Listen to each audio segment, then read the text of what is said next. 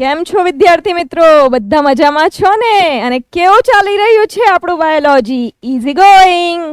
Okay દીકરાઓ, આગળ વધીએ. આપણે ફર્સ્ટ લેક્ચરની અંદર ડિસ્કશન કર્યું હતું આનુવંશિકતા અને ઉદ્વિકાસ. આનુવંશિકતા એટલે શું, હેરિડિટી એટલે શું, એના વિશે આપણે ચર્ચા કરી હતી દીકરા. તો તમને બેઝિક આઈડિયા આવી ગયો હશે. હેરિડિટી એટલે કે કંઈક લક્ષણોનું પિતૃમાંથી સંતતિમાં આવવું, એને આપણે હેરિડિટી કહીએ છીએ. હેરિડિટી એન્ડ ઇવોલ્યુશન, આનુવંશિકતા અને ઉદ્વિકાસ બંને જે વિષય છે કે બંને ટોપિક છે એકબીજા સાથે સંકળાયેલા છે. દીકરાઓ, હેરિડિટી એટલે શું તે તો તમે ભણી ગયા, તમને થોડોક આઈડિયા આવી ગયો. પણ હેરિડિટીને આપણે જ્યારે હેરિડિટી ભણતા હોય તો ત્યારે ઉદ્વિકાસ ભણવું કેમ જરૂરી છે? તો હેરિડિટી એટલે કે પિતૃમાંથી સંતતિની અંદર કેવી રીતે લક્ષણો આવે છે. અને આપણે અગાઉના ક્લાસની અંદર જોયું કે જ્યારે પિતૃમાંથી સંતતિમાં લક્ષણો આવે ત્યારે લિંગી પ્રજનન હોય કે અલિંગી પ્રજનન હોય, ચોક્કસપણે આપણને વધારે કે ઓછી માત્રાની અંદર એ લક્ષણોમાં ભિન્નતા જોવા મળે છે. અને એ ભિન્નતાના કારણે જેમ આપણે જોયું પેઢી દર પેઢી, પિતૃમાંથી F1 જનરેશન, પહેલી પેઢી, બીજી પેઢી, ત્રીજી પેઢી, તો જેમ જેમ પેઢીઓ આગળ વધે છે તેમ તેમ આપણને એ લક્ષણોની અંદર ધીમે ધીમે ભિન્નતા જોવા મળે છે. અને ધીમે ધીમે એ ભિન્નતા વધતી જાય છે. અને એ ભિન્નતા વધવાના કારણે કદાચ લાંબા સમયના ગાળે આપણે વાત કરીએ તો એવું થાય કે એક જાતિમાંથી આપણને કદાચ લાંબા ગાળાની વાત કરીએ કે 100 વર્ષ પછી તો કદાચ આપણને એ જાતિમાંથી એક બીજી જાતિ મળી જાય. કેમ કે પેઢી દર પેઢી ભિન્નતા જોવા મળે છે અને ભિન્નતા વધે છે. તો કદાચ વધતા વધતા ભિન્નતા એટલી વધી જાય કે કદાચ જે મૂળ જાતિ હતી તેના કરતાં આપણને વર્ષો પછી એક નવી જાતિ મળે. તો કશેક ને કશેક દીકરાઓ, જ્યારે આપણે આનુવંશિકતાની વાત કરીએ છીએ તો ઉદ્વિકાસને આપણે ભૂલી શકતા નથી. કેમ કે ઉદ્વિકાસ, ઇવોલ્યુશન એટલે કે કંઈક નવું. તો એ કંઈક નવું ક્યારે થાય છે? કોઈ જાતિ નવી ક્યારે આપણને જોવા મળે છે? તો તેનું કારણ છે ભિન્નતા. અને આનુવંશિકતા સાથે આપણે ભિન્નતાની પણ ગયા લેક્ચરની અંદર ચર્ચા કરી હતી. તો દીકરાઓ, આગળ વધીએ આજના સેકન્ડ લેક્ચરની તરફ. એકવાર આપણે જોઈ લઈશું કે ગયા લેક્ચરમાં આપણે કયા કયા ટોપિક્સ કવર કર્યા હતા. તો મૂળ આપણે વાત કરી હતી કે ભિન્નતા એટલે શું, આનુવંશિકતા એટલે શું, પ્રજનન દરમિયાન ભિન્નતાઓનું સંચયન, કે જ્યારે પ્રજનન થાય છે પછી મેં તમને બંને ઉદાહરણ આપેલા હતા દીકરાઓ, યાદ છે ને કે ભૂલી ગયા?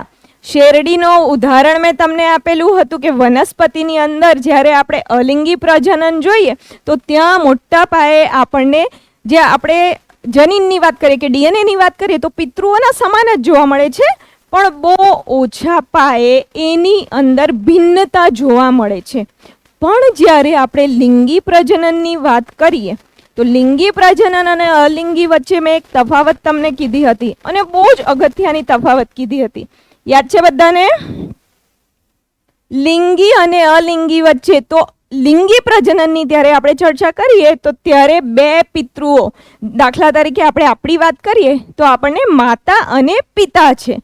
તો બે ઇન્ડિવિજ્યુઅલ ઇન્વોલ્વ હોય, બે ઓર્ગેનિઝમ ઇન્વોલ્વ હોય, તેને આપણે કહીએ છીએ લિંગી પ્રજનન. ખાસ કરીને આપણે હાયર ઇવોલ્ડ ઓર્ગેનિઝમ્સની અંદર વાત કરીએ, આપણી અંદર આપણે વાત કરીએ તો નર અને માદા, મેલ અને ફિમેલ આપણને જોવા મળે છે. રાઈટ? તો લિંગી પ્રજનનની અંદર શું થાય છે કે ભિન્નતા હોવાની શક્યતા વધી જાય છે. કેમ વધી જાય છે? કેમ કે માતા અને પિતા, નર અને માદા બે ઇન્ડિવિજ્યુઅલ આપણને જોવા મળે છે અને સંતતિ ઉત્પન્ન કરવામાં બંને ઇન્ડિવિજ્યુઅલના ડીએનએ ભાગ લે છે. અને કશેક ને કશેક તેના કારણે આપણને ભિન્નતા જોવા મળે છે. તો આપણે જોયું દીકરા કે ભિન્નતા કેવી રીતે સંતતિમાં આપણને જોવા મળે છે. પછી આપણે ચર્ચા કરી હતી કે આનુવંશિકતા એટલે શું, હેરિડિટી. ઉદાહરણ આપેલું તો યાદ છે ને? તમારો અને મારો પણ ઉદાહરણ લીધેલો હતો કે તમને કોઈને ને કોઈએ તો એવું કીધું હશે કે તમે બેઠા તમારા મમ્મી જેવા દેખાવ છો અથવા તો પપ્પા જેવા દેખાવ છો. અને સારામાં સારું યાદ રાખવાનું ઉદાહરણ પણ તમને આપ્યું હતું. યાદ છે દીકરાઓ કે કંઈક સારું કામ કરશો તો કોણ ગર્વ લઈ જાય છે? કોણ? મમ્મી. રાઈટ? અને કંઈક ખરાબ કામ કરીએ એટલે કોનું નામ આવે છે? મમ્મી આરોપ કોના પર લગાવે કે પપ્પા, બેઠો આ લક્ષણ કોના જેવો, પપ્પા જેવો, હે ને? તો એ રીતે પણ આપણે હેરિડિટીને યાદ રાખી શકીએ છીએ, આનુવંશિકતાને સમજી શકીએ છીએ. બીજા ઉદાહરણની ચર્ચા કરી હતી, અમિતાભ બચ્ચન અને અભિષેક બચ્ચન, હે ને? એક સરખામણી મેં તમને કીધેલી હતી કે જો કંઈક ને કંઈક સિમિલારિટી છે, હે ને? અને તે સિમિલારિટી શું હતી? તો એમની હાઈટ, કે એક સમાન હાઈટ આપણને જોવા મળે છે. તો અભિષેક બચ્ચનમાં જે લક્ષણ આવે છે હાઈટની, આપણે વાત કરીએ તો આટલી બધી હાઈટ કેમ છે? આપણને ખબર છે જયા બચ્ચનની હાઈટ તો કેટલી છે? આટલી. પણ અમિતાભ બચ્ચનની 6 ફીટ હાઈટ છે, અને એના કારણે જ અભિષેક બચ્ચનની પણ 6 ફીટ હાઈટ છે. તો આ ઘણા મજાના ઉદાહરણ જે તમને સરળતાથી સમજ પડી જાય અને યાદ રાખવામાં મુશ્કેલી ના થાય એવા ઉદાહરણોથી આપણે ચર્ચા કરી હતી આનુવંશિકતાની. અને આપણે આનુવંશિક લક્ષણોની પણ ચર્ચા કરી હતી. ઘણા બધા ઉદાહરણ આપ્યા હતા, યાદ છે બેટા? કયા કયા? તો આપણે આંખનો કલર, આંખની કીકીનો કલર, વાળનો કલર, આપણે કર્ણ પલ્લવ, અને એવા ઘણા બધા, ત્વચાનો રંગ, એવા ઘણા બધા ઉદાહરણો આપણે જોયા હતા. આગળ વધીએ દીકરાઓ. આજના ક્લાસની અંદર આપણે ચર્ચા કરવાના છે જનીન વિદ્યાનો પરિચય. જનીન વિદ્યા, તમને એક નામ મેં કીધેલું હતું ઘણી વખત કે મેન્ડલ, હે? મેન્ડલ બહુ મોટા વૈજ્ઞાનિક, અને એને આપણે શું કહીએ છીએ? શું નામ આપેલું હતું? હજુ પણ આપણે એમને ઓળખીએ છીએ as a father of genetics. જીનેટિક્સના પિતા તરીકે આપણે એમને ઓળખીએ છીએ. કેમ કે જે જમાનામાં કોષ વિશે લોકો જાણતા નહોતા તે જમાનામાં એમને જનીન ઉપર કાર્ય કર્યું હતું, અને એ જનીન શબ્દ ત્યારે શોધાયેલો નહોતો એટલે એમણે શું કીધું હતું? એને કારકો નામ આપ્યું હતું. અને એ જનીન વિદ્યા એટલે શું તેના વિશે આપણે વાત કરીશું. જનીન વિદ્યાને લગતી વ્યાખ્યાઓ આજના લેક્ચરમાં આપણે જોઈશું. આગળ વધીએ દીકરાઓ. પ્રજનન દરમિયાન ભિન્નતાઓનું સંચયન, ઓલરેડી આપણે થોડુંક જોઈ ચૂક્યા છે દીકરા કે આનુવંશિકતાની આપણે વાત કરીએ, હેરિડિટીની આપણે વાત કરીએ તો માતા પિતાના લક્ષણો સંતતિમાં ઉતરી આવવાની ઘટના એટલે આનુવંશિકતા. માતા અને પિતા બંનેના લક્ષણો જ્યારે સંતતિમાં ઉતરી આવે તો તેને આપણે કહીએ છીએ આનુવંશિકતા.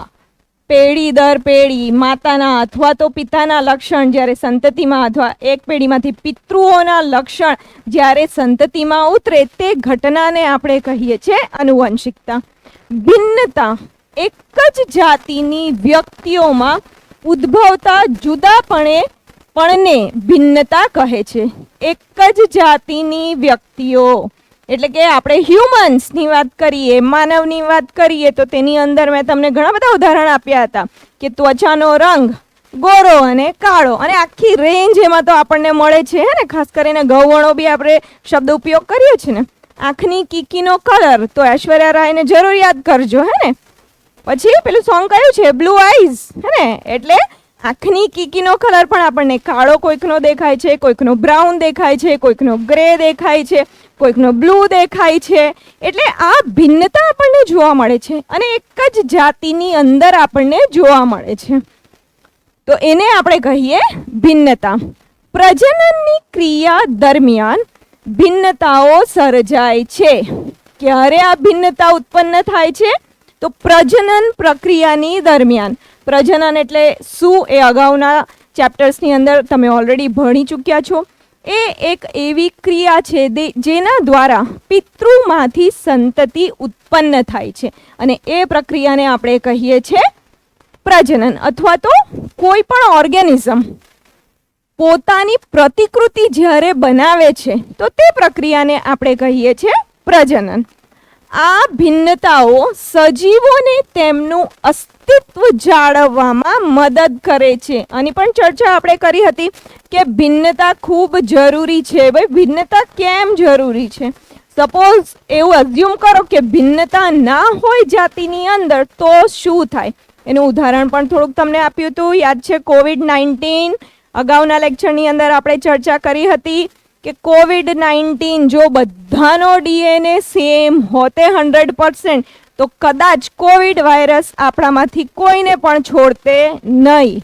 પણ આપણે આજે જીવિત છે શેના કારણે? કે કશેક ને કશેક આપણા જનીનો, આપણા ડીએનએ આપણને મદદ કરી છે, કે કશેક ને કશેક આપણને ઇમ્યુનિટી આપી છે, રોગ પ્રતિકારક શક્તિ કશેક ને કશેક એવી આપી કે આપણે COVID-19 જેવી સિચ્યુએશનમાં પણ જીવિત રહી શક્યા. એવી જો વનસ્પતિની આપણે વાત કરીએ દીકરાઓ, તો ઇમેજિન કરો કે સપોઝ એક ખેતર છે ને ખેતરની અંદર જેટલા પણ છોડવા છે એનું જો ડીએનએ 100% એક જેવો જ હોય, એકદમ સેમ ટુ સેમ હોય, કોપી કેટ હોય, તો સપોઝ કોઈ ઇન્સેક્ટ, કોઈ જીવાત એમાં રોગ ઉત્પન્ન કરે તો એક સાથે શું થાય? બધા જ છોડવાનો નાશ થઈ જાય. આપણને પાક કેટલો મળે? 0%. બરાબર. તો એની માટે ભિન્નતા હોવી ખૂબ જ જરૂરી છે. એટલે આ ભિન્નતાઓ સજીવોને તેમનું અસ્તિત્વ જાળવવામાં મદદ કરે છે. ખ્યાલ આવી ગયો દીકરા? સમજાઈ ગયો? Easy going? આગળ વધીએ.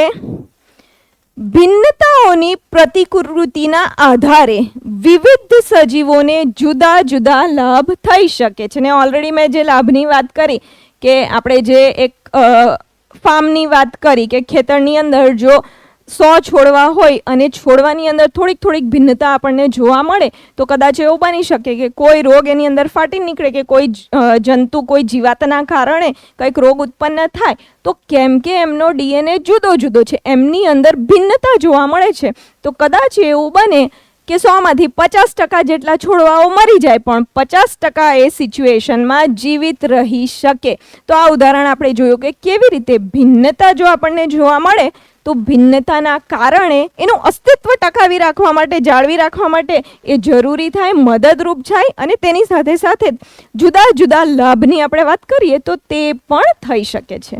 આગળ વધીએ દીકરાઓ. જનીન વિદ્યા એટલે કે જીનેટિક્સ. જીનેટિક્સ એટલે શું? તો જેમ તમે સાયન્સ એઝ અ વિષય, એઝ અ સબ્જેક્ટ ભણો છો, સાયન્સની અંદર પાછા 3 ભાગ પડે છે, બાયો, ફિઝિક્સ, કેમેસ્ટ્રી, હે ને? તેવી જ રીતના બાયોલોજી, જીવ વિજ્ઞાનની અંદર આપણે એક બ્રાન્ચ ડેડિકેટેડ છે કે જીનેટિક્સ, કે જનીન વિદ્યા. એટલે જ્યારે આપણે જનીનનું સ્ટડી કરીએ છીએ, જનીનનો અભ્યાસ કરીએ છીએ, તો તેને આપણે કહી શકીએ છીએ જનીન વિદ્યા. જનીન એટલે શું? યાદ છે દીકરાઓ? તમને ઉદાહરણ આપ્યું હતું, ભૂલાઈ તો નથી ગયું? એક્સપ્લેનેશન આપેલું લાસ્ટ લેક્ચરની અંદર. કોષની ચર્ચા કરી હતી. કોષની અંદર કોષ કેન્દ્ર, કોષ કેન્દ્રની અંદર રંગસૂત્ર, એક્સ આકારના રંગસૂત્રની ચર્ચા કરી હતી ને, અને રંગસૂત્રની અંદર આવેલું ડીએનએ. અને તમને સાધારણ ભાષામાં સમજાવવા માટે કીધું હતું કે ડીએનએ એટલે શું? તો એક લાંબી દોરી જેવો સ્ટ્રક્ચર, એવી રચના એઝ્યુમ કરી લેવું કે એ ડીએનએ છે. અને માનવ ડીએનએની લંબાઈ પણ તમને કીધી હતી, યાદ છે? 2.2 મીટર. તો આ ડીએનએનો એક ટુકડો, આ ડીએનએનો એક ભાગ જે કોઈ લક્ષણ માટે જવાબદાર હોય તેને આપણે કહીએ છીએ જનીન. અને એ જનીનોનો અભ્યાસ જ્યારે આપણે કરીએ છીએ તો એને કહેવામાં આવે છે જનીન વિદ્યા. ખ્યાલ આવી ગયો દીકરાઓ? ફરીથી એકવાર કહું છું, કોષ, કોષની અંદર કોષ કેન્દ્ર, કોષ કેન્દ્રની અંદર આવે છે રંગસૂત્ર, રંગસૂત્રની અંદર આવે છે ડીએનએ, અને ડીએનએનો એક ટુકડો, એક ભાગ જે કોઈ લક્ષણ માટે જવાબદાર હોય તેને આપણે કહીએ છીએ જનીન. તો જનીન વિદ્યા જીવ વિજ્ઞાનની શાખા, જીવ વિજ્ઞાનની શાખા જે સંબંધિત સજીવો વચ્ચે આનુવંશિકતા, આપણે જ્યારે પણ આનુવંશિકતાની વાત કરીએ છીએ, જીન્સની વાત કરીએ છીએ, જનીનની વાત કરીએ છીએ, આનુવંશિકતા એટલે શું? તો પિતૃમાંથી સંતતિમાં લક્ષણનું આવું. તો કેવી રીતે એ લક્ષણ આવે છે? કંઈક તો એવું હશે ને જે પિતૃઓમાંથી સંતતિમાં આવે છે. તો એ છે ડીએનએ. અને ડીએનએમાં પણ ખાસ કરીને કોઈ એક લક્ષણની આપણે વાત કરતા હોઈએ તો પિતૃઓમાંથી સંતતિમાં શું આવે છે? જનીન આવે છે. અને એ જનીન આવવાના કારણે એ લક્ષણો આપણને પિતૃમાંથી સંતતિમાં અને સંતતિમાંથી પછી અગાઉની પેઢીમાં જતા દેખાય છે. એટલે અહીંયા લખ્યું છે કે સજીવો વચ્ચે આનુવંશિકતા અને ભિન્નતાનો અભ્યાસ. આ બંને જ વસ્તુ, આનુવંશિકતા અને ભિન્નતા, એની માટે જવાબદાર શું છે? એની માટે જવાબદાર છે ડીએનએ. એની માટે જવાબદાર છે જનીન.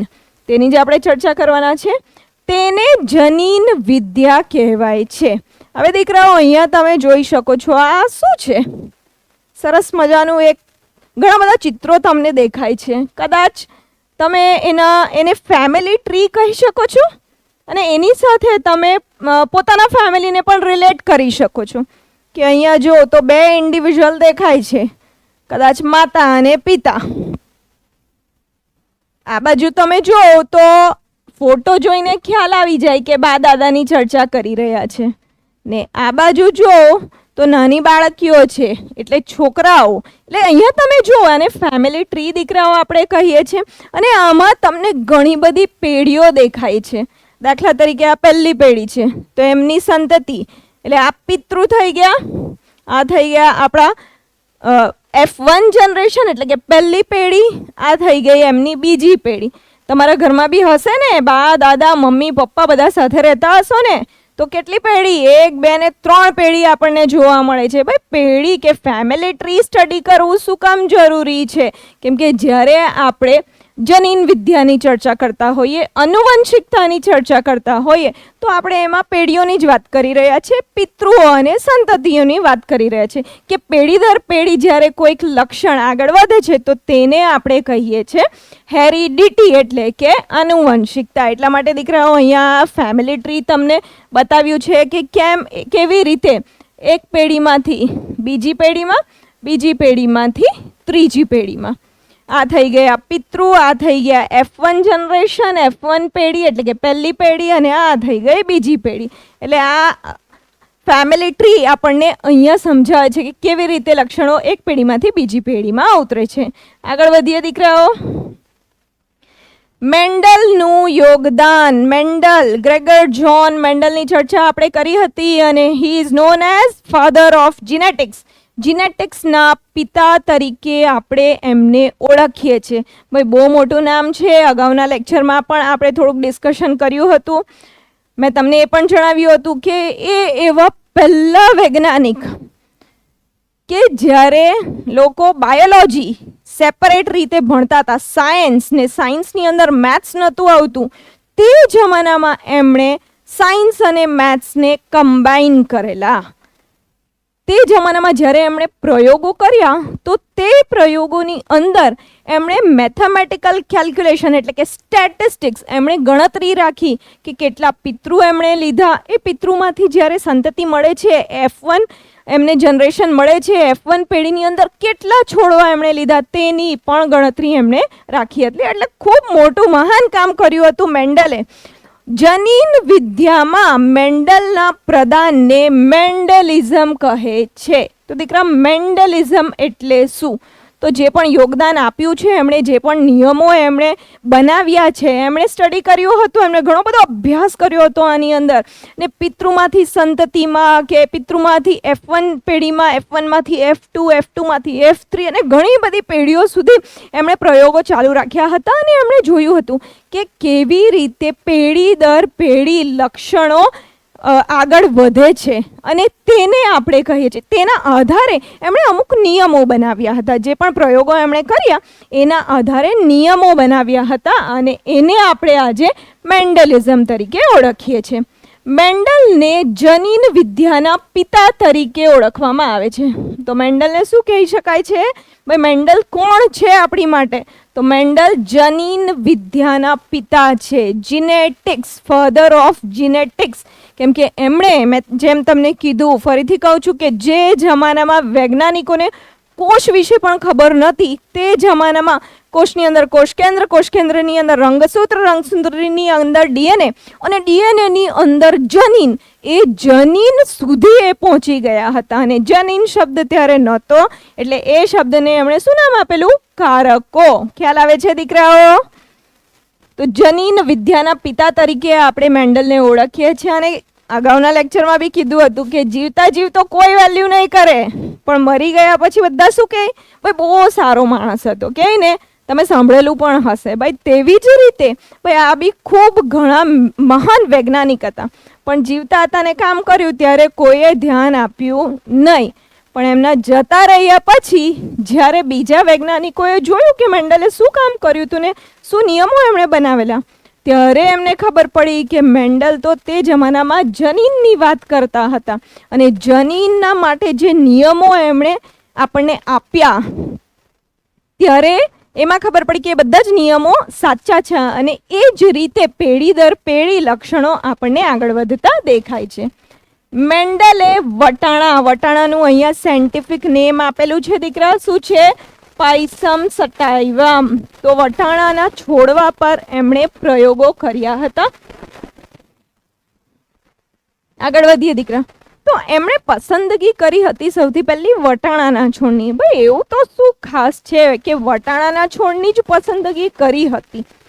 તો સરળતાથી એને ઉછેરી શકાય છે. શું કારણ હતું? કે બહુ જ ઇઝીલી એને કંઈક વધારે ધ્યાન આપવાની આપણને જરૂર પડે નહીં. એ બહુ જ સરળતાથી આપણે આપણા ગાર્ડનની અંદર પણ ઉછેર કરી શકીએ છીએ એનો. ઉભયલિંગી પુષ્પો. ઉભયલિંગી પુષ્પો એટલે કે બંને નર અને માદા પ્રજનન તંત્ર આપણને એક જ પુષ્પની અંદર જોવા મળે. ઉભયલિંગી એટલે શું? તો ઉભયલિંગીનો બીજો નામ શું કહી શકીએ? દ્વિલિંગી. તો દ્વિલિંગી એટલે શું? કે બંને લિંગ, નર અને માદા. નર અને માદા પ્રજનન તંત્ર જ્યારે આપણને એક જ પુષ્પની અંદર જોવા મળે તો તેને આપણે કહીએ ઉભયલિંગી પુષ્પ. એનું એક ઉદાહરણ આપું કે હાઇબિસ્કસ એટલે કે જાસૂદનું ફૂલ લાલ કલરનું આવે છે અને બહુ કોમન છે, બધાએ જોયું હશે. અને જનરલી જ્યારે તમને પુષ્પના ભાગ ભણાવવામાં આવે, ડિફરન્ટ પાર્ટ્સ ભણાવવામાં આવે, ત્યારે એનો જ ઉપયોગ થાય છે. તો એની અંદર આપણને બંને જ નર અને માદા પ્રજનન તંત્રની આપણે ચર્ચા કરીએ તો બંને જ આપણને એની અંદર જોવા મળે છે. તો એવા ઉભયલિંગી પુષ્પો વટાણાની અંદર હોય છે. એ હોવાથી શું થાય છે? સ્વફલન શક્ય છે. વટાણાની અંદર આપણને સ્વફલન જોવા મળે છે. આગળ વધીએ. સરળતાથી બધા જ લક્ષણોનો અભ્યાસ થઈ શકે છે. આપણે જોઈશું ઘણા બધા લક્ષણોની આપણે ચર્ચા કરીશું. અહીંયા ઓલમોસ્ટ 7 લક્ષણો દીકરા દર્શાવેલા છે. તો આ ચાર્ટને પણ આપણે સ્ટડી કરીશું અને એ બધા જ લક્ષણો પર મેન્ડલે કામ કર્યું હતું, પ્રયોગો કર્યા હતા. એક જે લક્ષણ છે એને લઈને મેન્ડલે પ્રયોગો કર્યા હતા અને ત્યાર પછી એમણે અમુક નિયમો બનાવ્યા હતા. વટાણાનો છોડ વિરોધાભાસી લક્ષણો દર્શાવે છે. વિરોધાભાસી લક્ષણો એટલે કે શું? વિરોધાભાસી તો અગાઉના લેક્ચરમાં આપણે ચર્ચા કરી હતી કે એમણે જ્યારે વટાણાનો છોડની પસંદગી કરી હતી તો એમણે એક લક્ષણ જોયું હતું. મેં તમને કીધું હતું દીકરા કે પ્રકાંડની લંબાઈ, તો આ રહ્યું સ્ટેમ લેન્થ, એટલે કે પ્રકાંડની લંબાઈ કેવી છે. તો 2 જાતના લક્ષણો આપણને એની અંદર. લક્ષણ શું છે? ઊંચાઈ લક્ષણ છે. પણ જ્યારે આપણે જોઈએ છે કે લંબાઈ કેવી છે તો આપણને પાછી 2 જાતની, એક તો ઊંચા છોડવા મળે છે અને બીજું નીચા છોડવા મળે છે. એને કહીએ છીએ ઊંચા અને નીચાને શું કહેવાય છે? વિરોધાભાસી લક્ષણો. તો આ જેટલા પણ લક્ષણ એમને જોયા હતા, 7 લક્ષણો દીકરા મેં અગાઉના લેક્ચરમાં તમને કીધું હતું કે 7 લક્ષણો હોય છે. હવે કયા કયા 7 લક્ષણો છે તે તમે બધા જ અહીંયા જોઈ શકો છો. પહેલું છે સીડ ફોર્મ એટલે કે આકાર, બીજનો આકાર. તો તમે જોઈ શકો છો 2 આકાર છે. કયા છે? એક તો ગોળ છે એટલે કે રાઉન્ડ, ગોળ, અને બીજો કયો છે? ખરબચડો. અહીંયા જોઈ શકો છો રિંકલ્ડ એટલે ખરબચડો. બીજું આપણે જોઈએ તો સીડ કલર એટલે કે બીજનો કલર. તો વટાણાનો કલર કેવો છે બીજનો? તો બે કલર આપણે જોઈ શકીએ છીએ, યલો એટલે કે પીળો અને લીલો, બે આપણને જોવા મળે છે દીકરા. પોડ ફોર્મ એટલે કે શીંગનો આકાર, શીંગનો આકાર. પોડ એટલે શું? તો શીંગનો આકાર. કેવો આકાર છે? ઇન્ફ્લેટેડ, આ ફૂલેલો છે. ઇન્ફ્લેટેડ એટલે ફૂલેલો આકાર. અને આ કન્સ્ટ્રિક્ટેડ, આ કરમાયેલું જરાક હોય તે તમે જોઈ શકો છો. હે, એટલે આ ફૂલેલો અને આ સંકુચિત. જોઈ શકો છો દીકરાઓ ડાયાગ્રામમાં બહુ ઇઝીલી. પછી છે પોડ કલર.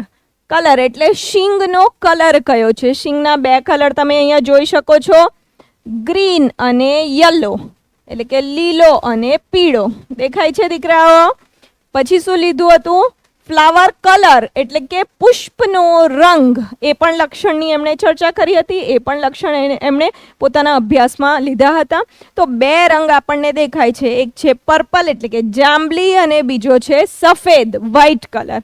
પછી ફ્લાવર પોઝિશન કે પુષ્પનો સ્થાન, પુષ્પનું સ્થાન ક્યાં છે, કઈ જગ્યાએ પુષ્પ આવે છે? તો અહીંયા તમે જોઈ શકો છો કે ઉપરના છેડે આપણને પુષ્પ જોવા મળે છે અને અહીંયા જોઈ શકો કે તમને સાઈડમાં, ટોચ પર નહીં પણ સાઈડની એક બ્રાન્ચમાં તમને પુષ્પ જોવા મળે છે, એટલે આ પણ એક લક્ષણ છે. અને છેલ્લું છે પ્રકાંડની લંબાઈ એટલે કે સ્ટેમ લેન્થ. તો એક છે ઊંચું અને બીજું છે નીચું. છે ઊંચા છોડવા એમણે લીધા હતા અને બીજા વામન અથવા તો શોર્ટ નીચા છોડવા એમણે લીધા હતા. તો દીકરા આ 7 લક્ષણો અને 7 લક્ષણ, એક લક્ષણ પર પણ મેન્ડલે પ્રયોગો કર્યા હતા. પછી બે લક્ષણ સાથે લઈને પણ એમણે પ્રયોગો કર્યા હતા અને જોયું કે પિતૃમાંથી સંતતિમાં, પિતૃમાંથી F1માં, F1માંથી F2માં કેવી રીતે પેઢી દર પેઢી લક્ષણો અંદર ઉતરે છે, એમનો અભ્યાસ એમણે કર્યો હતો. તો અહીંયા આપણે જોઈશું કે જ્યારે એક જ લક્ષણની એમણે ચર્ચા કરી હતી, તો આપણે જોઈશું, આપણે એનો અભ્યાસ કરીશું કે કઈ રીતે આપણને પિતૃમાંથી F1 પેઢીની અંદર લક્ષણો ઉતરતા દેખાય છે. આગળ વધીએ દીકરાઓ. જ્યારે આપણે ચર્ચા કરીએ મેન્ડલના પ્રયોગોની, તો તે પહેલાં આપણે થોડુંક બીજું જ્ઞાન લેવું જરૂરી છે કે પિતૃઓને આપણે શું કહીએ છીએ? તો પિતૃછોડ એટલે કે પેરેન્ટલ, એટલે આપણે એને લખીએ છીએ પી તરીકે. પિતૃછોડ, પેરેન્ટલ. પેરેન્ટ તમે ઇંગ્લિશમાં કહો છો ને, પેરેન્ટ્સ, માતા અને પિતા, કોણ? પેરેન્ટ્સ. તો તેમજ પિતૃ એટલે કે પેરેન્ટલ, એટલે આપણે પી એની માટે ઉપયોગ કરીએ છીએ. પ્રથમ સંતાન પેઢી એટલે કે F1 પેઢી એટલે જનરેશન, તો આપણે એને F1, Fનું અર્થ શું છે? ફિલિયલ. ફર્સ્ટ ફિલિયલ જનરેશન, Fનું ફૂલ ફોર્મ શું છે? ફિલિયલ જનરેશન આપણે કહીએ છીએ. એટલે પહેલી પેઢી માટે F1, પછી બીજી પેઢી માટે F2, ત્રીજી પેઢી માટે F3, F2 પછી આવે F3. તો પિતૃમાંથી કોણ મળે? પેરેન્ટ્સમાંથી F1, F1માંથી કોણ મળશે? F2, F2માંથી કોણ મળશે? F3. એવી રીતે આપણને આવનારી બધી પેઢીઓ મળ્યા કરે છે. લક્ષણો, દાખલા તરીકે ઊંચાઈ. આપણે દીકરા લક્ષણોની ઓલરેડી ચર્ચા કરી. 7 લક્ષણો મેન્ડલે પોતાના પ્રયોગની અંદર, પોતાના અભ્યાસની અંદર લીધા હતા.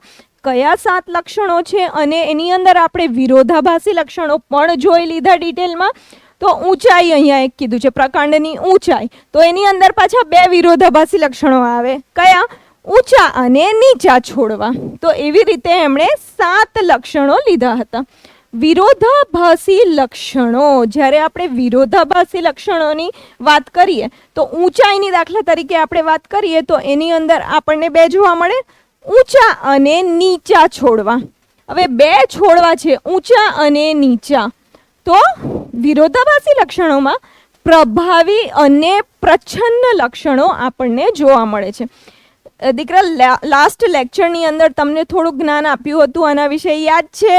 રિમાઇન્ડ કરી શકો છો કે ઊંચાઈ તો ટોલ અને શોર્ટ. ટોલ માટે મેં તમને કીધું હતું કે કેપિટલ T જે પણ પ્રભાવી કારક છે કે જે એક્સપ્રેસ થાય છે, જે આપણે આંખથી જોઈ શકીએ છીએ, આપણને દેખાય છે. દાખલા તરીકે છોડવાને આપણે જોઈએ તો છોડવા ઊંચા હોય, એટલે કે કેપિટલ ટી એની અંદર હોય છે, જે લક્ષણ આપણે જોઈ શકીએ છીએ. તો એ છે પ્રભાવી કારકના કારણે. અને બીજું કારક હોય છે પ્રચ્છન્ન કારક. અગાઉની સ્લાઇડમાં જઈએ દીકરા, તો અહીંયા તમે જોઈ શકો છો બે લક્ષણો તમને દેખાય છે. તો આ છે પ્રભાવી. આ બધા જ લક્ષણો જે તમને દેખાય છે કે સીડ ફોર્મ એટલે કે બીજનો આકાર તો ગોળ છે, તો એ કયો કારક છે? પ્રભાવી કારક છે. સીડનો કલર, બીજનો કલર કયો છે? યલો છે, તો એ પણ પ્રભાવી છે. જ્યારે આપણે શીંગના આકારની વાત કરીએ તો ફૂલેલો આકાર હોય તો એ કયું છે? પ્રભાવી છે. અને આ નીચેના જે તમને દેખાય છે લક્ષણો એ બધા જ પ્રચ્છન્ન છે. ખ્યાલ આવી ગયો દીકરાઓ? પ્રભાવી અને પ્રચ્છન્ન આ બે વિરોધાભાસી લક્ષણો આપણે જોઈ શકીએ છીએ. બેટા આ 7 લક્ષણો છે. પહેલું, બીજું, ત્રીજું, ચોથું, પાંચમું, છઠ્ઠું ને સાતમું. યાદ રહેશે દીકરાઓ? 7 લક્ષણો. એ કયા કયા લક્ષણો છે ઓલરેડી અહીંયા આપી દીધું છે તમને, બરાબર? બીજનો આકાર, બીજનો રંગ, શીંગનો આકાર, શીંગનો રંગ, પુષ્પનો કલર અને પુષ્પનું સ્થાન અને પ્રકાંડની લંબાઈ કે પ્રકાંડની ઊંચાઈ. આ 7 લક્ષણો. અને એમાં પણ આપણને બે વેરાયટી દેખાય છે. એટલે આ થઈ ગયું પ્રભાવી અને આ થઈ ગયું પ્રચ્છન્ન. ખ્યાલ રહેશે દીકરાઓ? યાદ રહેશે? આઈ થિંક હવે તમને સમજાઈ ગયું હશે. Easy going. આગળ વધીએ દીકરાઓ. તો વટાણામાં ઊંચો છોડ એ પ્રભાવી લક્ષણ છે. ખ્યાલ આવી ગયો? અને નીચો છોડ એ પ્રચ્છન્ન લક્ષણ છે. પીળા રંગના બીજ એ પ્રભાવી લક્ષણ છે, જ્યારે લીલા રંગના બીજ એ પ્રચ્છન્ન લક્ષણ છે. પીળો રંગ પ્રભાવી લક્ષણ અને લીલો રંગ એ પ્રચ્છન્ન લક્ષણ. ઓલરેડી અગાઉની સ્લાઇડની અંદર આપણે 7 લક્ષણો જોઈ લીધા છે દીકરાઓ. તો આઈ ડોન્ટ થિંક તમને આમાં કંઈક કન્ફ્યુઝન હશે. ખબર પડે છે? Easy going. આગળ વધીએ દીકરાઓ. ઓકે, લક્ષણોને કઈ રીતે દર્શાવવામાં આવે છે? તો ઉદાહરણ અહીંયા આપ્યું છે. ઓલરેડી મેં 7 તમને કરાવ્યા છે દીકરા. ઊંચાઈ, બીજનો રંગ, બાહ્ય દેખાવ, ઓકે, ઊંચાઈ અને બીજનો રંગ. આ તમે જોઈ લીધું લક્ષણો. હવે દીકરાઓ, જ્યારે આપણે છોડને જોઈએ છે તો આપણે આંખથી જે જોઈ શકીએ છીએ એ સ્વરૂપ પ્રકાર થઈ ગયું, એ બાહ્ય દેખાવ થઈ ગયો કે આપણને દેખાય કે છે કે છોડવો ઊંચો છે કે નીચો છે. પણ આપણે જ્યારે જનીન પ્રકારની વાત કરીએ તો જનીન ક્યાં આવેલા છે? કોષ, કોષની અંદર કોષ કેન્દ્ર, કોષ કેન્દ્રની અંદર રંગસૂત્ર, રંગસૂત્રની અંદર ડીએનએ અને ડીએનએ ની અંદર આવે છે જનીન. તો જનીન શું આપણને દેખાઈ શકે? ના ભાઈ, આપણને કોષ પણ દેખાતા નથી. તો જનીન સુધી તો પહોંચવાનો બહુ લાંબો રસ્તો છે. દિલ્હી અભી દૂર હૈ, નહીં દિખેગી, રાઈટ? એટલે જનીન પ્રકાર આપણે જોઈ શકતા નથી. એને કહે છે જનીનિક રજૂઆત. તો આપણે સ્વરૂપ પ્રકારની જે વાત કરીએ, આપણે એ બાહ્ય દેખાવ સ્વરૂપ પ્રકાર જે છે આપણે જોઈ શકીએ છીએ, પણ જનીન પ્રકાર આપણે જોઈ શકતા નથી.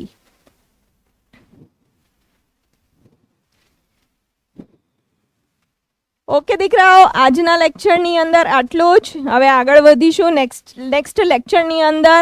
તો આપણે જોઈશું કે આ મેન્ડલે કઈ રીતે સંકરણ કરાવ્યો હતો અને કેવી રીતે એમણે જુદા જુદા પ્રયોગો કર્યા હતા. અગાઉના લેક્ચરની અંદર આપણે ભણીશું કે આપણને જે સ્વરૂપ આપણે જોઈ ગયા એ સ્વરૂપ, જનીનિક સ્વરૂપની આપણે વાત કરીએ તો કેવી રીતે આપણને જોવા મળે છે, એ બધા સંકરણ આપણે ભણીશું. એક સંકરણ છે, દ્વિસંકરણ પ્રયોગો છે, તો એની આપણે ચર્ચા નેક્સ્ટ લેક્ચરની અંદર કરીશું. ઓકે દીકરાઓ, આ લેક્ચરમાં જેટલું પણ ભણાવ્યું છે ખૂબ ખૂબ અગત્યનું છે, કેમ કે આ લેક્ચર તમને સમજ નહીં પડે તો નેક્સ્ટ લેક્ચરમાં તમને કશું જ ખ્યાલ આવશે નહીં. એટલે મહેરબાની કરીને તમારી માટે નહીં પણ મારી માટે એકવાર બંને લેક્ચર, પહેલો અને બીજો લેક્ચર રિવાઇઝ કરીને તમે નેક્સ્ટ લેક્ચરમાં આવશો.